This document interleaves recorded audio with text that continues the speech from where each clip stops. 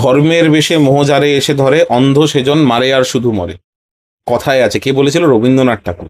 এরা ধর্মের বেশে এসছে, মারছে আর প্রথমেই একটা কথা বলি, যে ঘটনা ঘটেছে বলে নির্যাতিতা অভিযোগ করছেন, প্রচন্ড ন্যাক্কারজনক ঘটনা।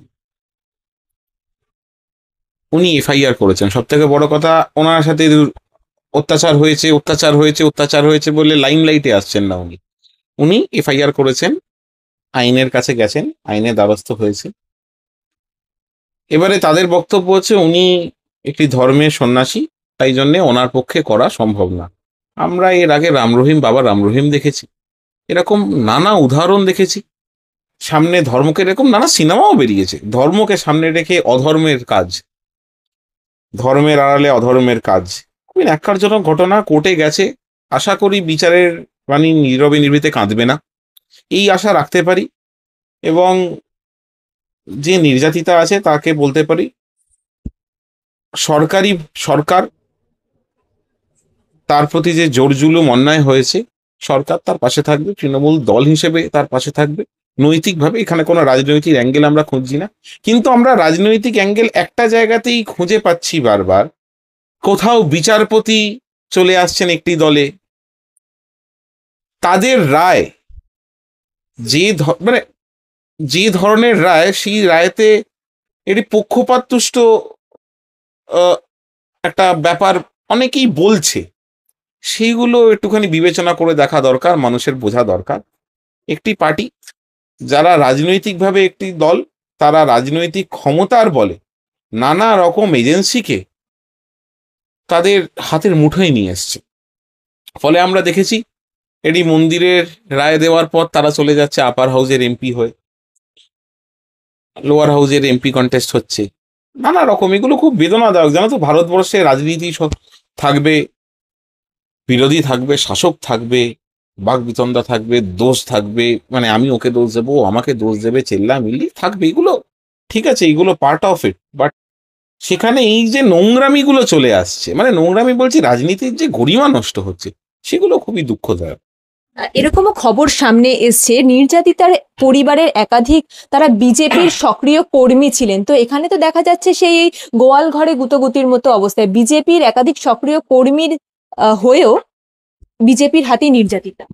দেখুন, আমি বলতে চাই যে যে নির্যাতিতা, সে নির্যাতিতা, সে যে দলই করুক, আমাদের প্রধান উদ্দেশ্য এটা হওয়া উচিত, সে নির্যাতিতা, সেটাকে সামনে রেখে আমাদের বাদবাকি পথটা চলা বা দেখা, বা তার জন্যে যেটুকুনি তাকে তার পাশে দাঁড়ানো, সেগুলো করা উচিত। হতেই পারে যে কেউ কোনো দল করতে পারে, তার মানে সে অত্যাচারিত হবে সেটা না। তবে এটা বুঝতে হবে, একটি দল হাইওয়ের ওপরে যা কাণ্ড ঘটাচ্ছে, হোয়াটসঅ্যাপে যা ভিডিও দেখতে পাচ্ছি, সোশ্যাল মিডিয়ায় যা ভিডিও দেখতে পাচ্ছি, এবং এই ভদ্রলোক, মানে কি ভদ্রলোক বলছি, কারণ সমাজ মাধ্যমে তো অন্য কিছু ভাষার প্রয়োগ করা যায় না, এই তথাকথিত ভদ্রলোক আমার তোমার মতো ব্যক্তি নয় গো, রাষ্ট্রপতি পুরস্কার প্রাপ্ত, মানে ভারতের রাষ্ট্রপতির থেকে পুরস্কার পাচ্ছে, কোনো একটি দলের সাজে, মানে সেই দল তাকে সাপোর্ট করছে, মানে নমিনেট করার জন্য তার রেফারেন্স যাচ্ছে। ভেবে দেখো তো, মানে কাদের হাতে ক্ষমতাটা যাচ্ছে, একটু ভেবে দেখতে হবে। ভারতবর্ষের মানুষ জানে যে কি হচ্ছে, এবং আমার দৃঢ় বিশ্বাস তাদের হাতে দুটো ক্রাচ ধরিয়ে দিয়েছে। 400 পার বলে 240-এ আটকে গেছে, এই ক্রাচও বেশি দিন থাকবে না। অলরেডি ত্রিপুরায় দেখেছো তো সরকারের কি অবস্থা, ওইদিকে দুই ভাই, মারাঠি ভাই হ্যান্ডশেক করে ফেলেছে, ব্যক্তিগত স্তরে যা কিছু আছে দূরত্ব মিটিয়ে আগে বর্গীদের তাড়ানোর ব্যবস্থা হোক, নিজেদের লড়াই আমরা নিজেরা লড়ে নেব, এই মনোভাব আমাদের আনতে হবে, না হলে রক্ষা নেই, এই রাক্ষসদের হাত থেকে রক্ষা নেই গো। খুব বাজে অবস্থা, খারাপ লাগে, ইন্টারভিউ দিতে হয়, কিন্তু সবসময় কোথাও গিয়ে তো আমরা মানুষ, আমাদের সেই সত্তাটা যেন হারিয়ে না যায়, আমরা যে জলই করি, এটাই বলতে পারি। ইদানিং আমরা দেখেছি কিছুদিন আগেই শুভেন্দু অধিকারীকে কলকাতা হাইকোর্টের তরফ থেকে একটি রক্ষা কবচ দেওয়া হয়েছে। বিভিন্ন জায়গায় তিনি রক্ষা কবচ পেয়ে এখনো পর্যন্ত বসে আছেন। তো আমরা দেখতে পাচ্ছি কার্তিক মহারাজের যে একাধিক কোর্টে কেস গেছে এবং একাধিকবার যে শোনা যায়, আমরা কি বলি, ধরো তোমার সাথে আমার কোনো একটা বাদ বিতণ্ডা হলো, তুমি কি বলবে? তোমাকে আমি কোর্টে দেখে নেবো, আমি বলে তোমাকে কোর্টে দেখে নেবো। তুমি কোনোদিন কোনো জজের নাম করে বলবে তোমাকে আমি ওই জজের ঘরে দেখে নেবো? শুভেন্দু অধিকারী তো একবার বলেছে, আমি রাজশেখর মান্থার রুমে যাচ্ছি, রাজশেখর মান্থার রুমে যাচ্ছি, সহ আরো নানা জাজের নাম নেয়। কোনোদিন এই ভূভারতের দ্বিতীয় ইনস্ট্যান্স দেখাও যেখানে, হ্যাঁ জয়ের পর বলেছে এই জাজের রায় আমার ভাল লাগেনি, এই জাজের রায় না উনি ভালো রায় দিয়েছেন, সেটা আলাদা কথা, সেটা আলাদা পার্সপেক্টিভ। উনি যাওয়ার আগে বলে আমি ওনার ঘরে যাচ্ছি, এটা তো একটুখানি ভেবে দেখার বিষয় আছে। আর সবকিছুতে একটা মানে কি করে পায়, মানে যেখানে সরকার অ্যাডমিনিস্ট্রেশন বলছে যে এখানে গড়িত অপরাধ হয়েছে, ইনভেস্টিগেশন দরকার, বলছে না, তোমরা টোটো জগন্নাথ হয়ে বসে থাকো, কিছু করতে পারবে না। কিন্তু হতে পারে না, হতে পারে না। এটা খুবই দুর্ভাগ্যজনক। কোনো বিচার ব্যবস্থার, রাজনীতিতে ভালো খারাপ আলাদা, বিচার ব্যবস্থায় যারা বসে থাকে তারা আক্ষরিক অর্থে ভগবান। দুর্বল মানুষরা কিন্তু তাদের দিকে তাকিয়ে বসে থাকে তারা কি বলছে, কারণ তারাই হকটা আদায় করে এনে দেবে। সেই হকের জায়গাটাই যদি এত নড়বড় হয়ে যায়, আমরা তো দেখেছি নানা রকম কোর্টের নানা রকম এরকম জাজদের বাড়ি থেকে কোথাও টাকার বান্ডিল বেরোচ্ছে, তো কোথাও আমি সমগ্র আইন ব্যবস্থাকে বলতে পারি না, তা আমার দেশের আইন বলতেও খারাপ লাগে, কিন্তু ঘটছে তো, দেখছি তো আমরা। এটা ভেবে দেখা উচিত। যেরকম এই আহ, আমাদের সুপ্রিম কোর্টের চিফ জাস্টিস রিটায়ার করলেন, উনি বললেন স্পষ্ট, আমার সাথে রিটায়ারমেন্টের পর কোনো পলিটিক্যাল অ্যাফিলিয়েশনে আমি যাব না। এই যে ওনার স্টেটমেন্ট, এটা শুনে মানুষ একটু ভরসা পায়, এরকম হওয়া উচিত। যে কিন্তু এরা মানে ভিআর দিয়ে ভলেন্টারি রিটায়ারমেন্ট দিয়ে পদ্ম ধরে ফেলছে, এটা তো একটু ভাবাবে সাধারণ মানুষকে। শুভেন্দু অধিকারীর মতোই যদি কার্তিক মহারাজ কলকাতা হাইকোর্ট থেকে এরকম রক্ষা কবচ পান, তাহলে সামনে বিধানসভা ভোট, মানুষের কাছে কি চিত্র ধরা পড়বে? মানুষের কাছে চিত্র ধরা পড়বে, মানুষের কাছে কোন চিত্র ধরা পড়বে বলো? ওই কবি নীরেন্দ্রনাথ চক্রবর্তীর একটা কবিতা আছে, কি জানো, রাজা তোমার কাপড় কোথায়, একটা কবিতার লাইন আছে, ওরকম বোঝাবে। ক্ষমতার বলে, ক্ষমতার দম্বে যা খুশি হচ্ছে। জনগণ ক্ষমতার আস্ফালন লাফালাফি পছন্দ করে না। জনগণ চায়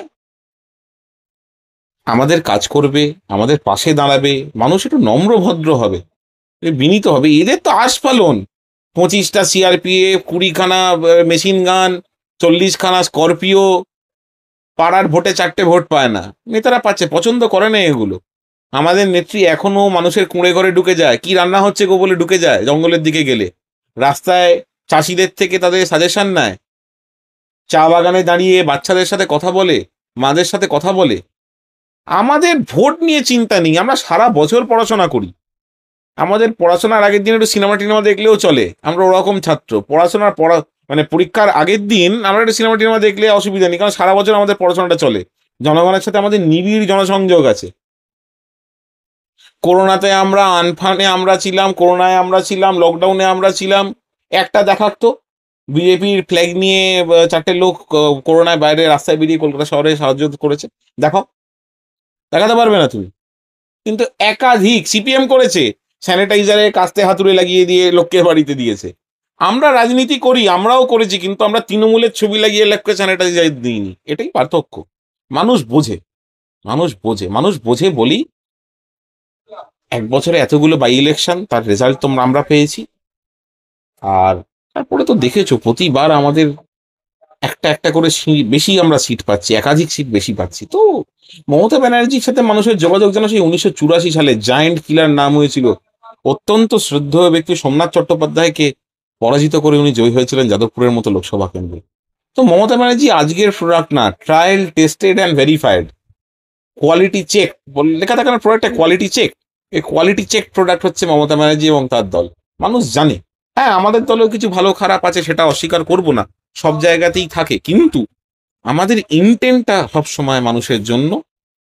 তাই জন্য আমাদের ভোট নিয়ে চিন্তা নেই, আমরা এবার 250+ সিট নিয়ে আসছি।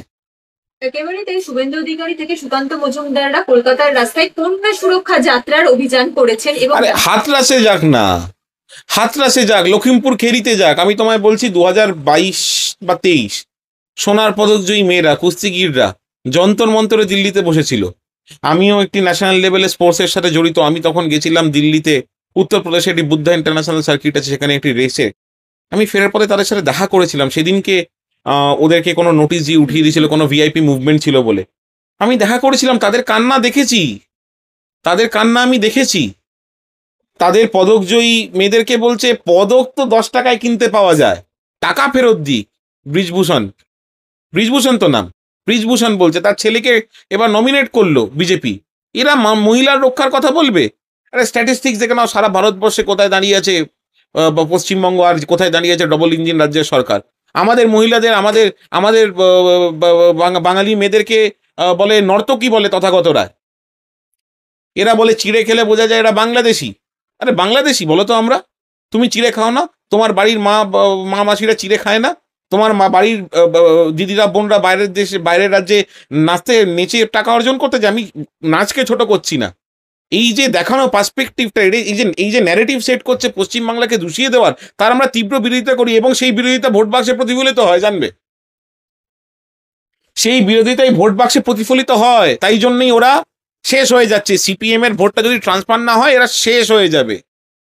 এরা পশ্চিমবঙ্গকে প্রতিবারে দেখলে না ভোটের রাজনীতি করতে প্রতিবার এলো আয়ারাম গয়ারাম, অমিত শাহ আসছে যাচ্ছে, মোদি আসছে যাচ্ছে। কি বললো, কিরকম টোন করে বললো, দিদি, ও দিদি, কি অসভ্যের মতো বলো তো। তোমাকে যদি বলি আমি বোনই বলে ডাকি, বোন, ও বোন, কেমন লাগবে বলো তো? এই অসভ্যতামি। এরা নারীদের সুরক্ষা দিতে পারে না। জগন্নাথ সরকার কোথায় কি করেছে জানো তো? এদের এক একজনের এক এক রকম কেচ্ছা। এরা নারী সুরক্ষা কি দেবে? সারা ভারতবর্ষে নারী সুরক্ষা অধিকারে পশ্চিমবাংলায় যা খারাপ কাজ হয় তার বিরোধিতা হয়, তাদের সেটা কাজ করবে, কিন্তু অ্যাডমিনিস্ট্রেশন যা করার তাই করে। আরজি করেও 12 ঘন্টার মধ্যে অ্যারেস্ট হয়েছিল, তারপরে কোনো যতই হয়েছে তাকেই মেন অ্যাকিউজ বলেই প্রমাণিত হয়েছে। এটা কোর্টে গিয়ে যুক্তিতক্কে এরা কোনো পার্ট নেয় না। এরা রায়দানটা ঠিক করে দেয় লোকের সোশ্যাল মিডিয়া টাইম লাইনে। তুমি যুক্তি যদি তোমার কাছে আছে তাহলে তুমি কোর্টে যাও, কোর্টে গিয়ে লড়াই করো। তোমার টাইম লাইনে এরা দেখবে কমেন্টে ভরিয়ে দেবে, মানে এরা ইউএন চালাতে পারে এত জ্ঞান এদের, কিন্তু কোর্টে গিয়ে এরা পার্টিসিপেট করে না যুক্তিতক্কে। এরা নারী সুরক্ষার কথা বলছে, অসভ্য বর্বর দল একটা। এরা নারী সুরক্ষা আর কি দেবে? এরা রেপিসদেরকে 15ই আগস্ট জেল থেকে বের করে মালা পরায়। ভেবে দেখো এরা কতটা জঘন্য একটা মানসিকতার দল। বলে যে ভোটের সময় বলছে যে কবর থেকে মুসলিম মহিলাদের তুলে তাদেরকে ধর্ষণ করো, এই বিজেপি বলে। তুমি দেখাও তো তৃণমূল দেখবে একমাত্র দল সারা ভারতবর্ষে যারা অন্যায়কে অন্যায় বলে, দলনেত্রী থেকে কর্মী পর্যন্ত, আমার মতো তৃণমূল স্তরের কর্মী পর্যন্ত আমরা অন্যায়কে অন্যায় বলি। কসবা ল কলেজের যখন ঘটনা মিডিয়ায় তোমাদের কাছে পাসেনি, পুলিশের কাছে যায়নি, আমরা যখন খবর সর্বপ্রথম আমরা বলেছি ফাঁসি চাই। টাইমলাইন খুলে দেখে নাও সোশ্যাল মিডিয়ায় আমাদের, যে দোষ প্রমাণিত হলে ফাঁসি চাই। কি এরা নারী সুরক্ষা দেবে? কিন্তু শুভেন্দু অধিকারী তো বলছে, বিধানসভার বাইরে দাঁড়িয়ে প্রেস কনফারেন্স করে বলছেন মমতার রাজ্যে মেয়েরা সব থেকে বেশি। আরে শুনুন, যার রাজনৈতিক ছত্রছায়া, ওর রাজনৈতিক জন্ম, সে তার থেকে বয়সে বড়, তাকেই মমতা বলে নাম ধরে ডাকছে। আমরা এখনো শিশির বাবু বলি, আমরা জ্যোতি বাবু বলি, আমরা বিমান বাবু বলি, আমরা বিমান, জ্যোতি, শিশির বলি না। ইভেন মজার কথা দেখো, আমাদের একটা স্লোগান আছে, চোর চোর চোরটা শিশির বাবুর ছেলেটা, আমরা স্লোগানে পর্যন্ত সম্মান দিচ্ছি, শিশিরের ছেলেটা বলি না। এগুলো রুচির ব্যাপার, এগুলো রুচির ব্যাপার।